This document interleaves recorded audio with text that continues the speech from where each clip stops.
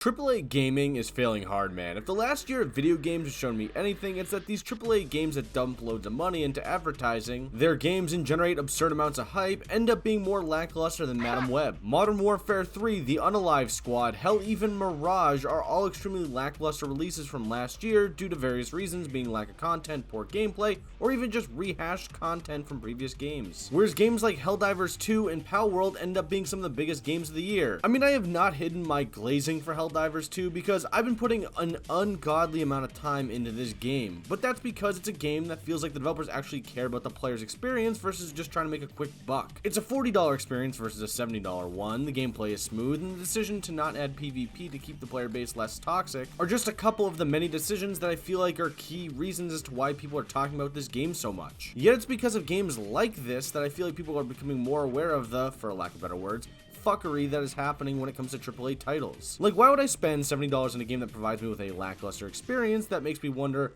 where did the developers spend that money versus a game where the developers put literally everything they had into creating the best experience possible for its consumers? And the best part of this entire thing is that at times these non-AAA games sell for a lesser price. I mean, for the love of God, some of these games are selling for like $30 to $40, and you think I'm gonna spend $70 on a half-assed product?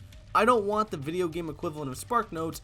I want that essay I deserve and paid for. I also want to make one thing perfectly clear. AAA games can work and are even worth your money. Games like The Last of Us, Red Dead Redemption 2, or even God of War, which I kind of need to play, but I've always heard such amazing things about it, are games that just work, because at the end of the day, the developers worked extremely hard to provide fans with an experience that is not only worth their money, but one that they'll never forget. I mean, no joke, I think about Red Dead Redemption 2 constantly, and make it a mission to play the game at least once a year, and that's because I've always loved the world and the story crafted by the developers. And while that level of detail might not be achievable by every single developer, it's just, again, there was a lot of work put into this game, that way the players had something really cool to experience. Whereas a game like Modern Warfare 3 did some great things by updating some of the mistakes from the previous year's game, but did I really need to pay $70 or more for a game that has remastered content, a forgettable 3-hour campaign, and this? No, probably not, which is why I think it's so important that games like Helldivers 2 or even Palworld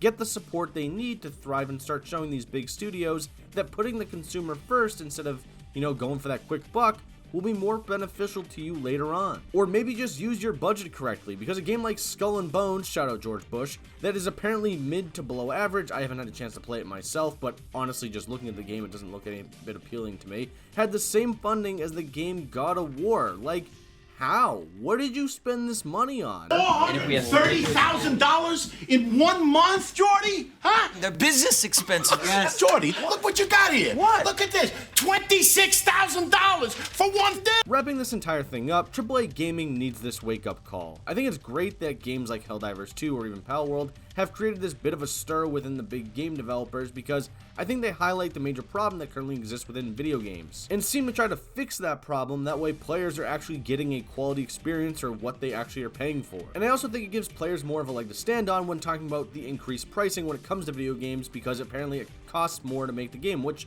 I imagine it does, I've heard it does, but when you're developing games like this and we're getting games like this for less money and they're making more money, like at that point it doesn't make any sense. At the end of the day, make the best product possible for your consumers and they will show up and support it.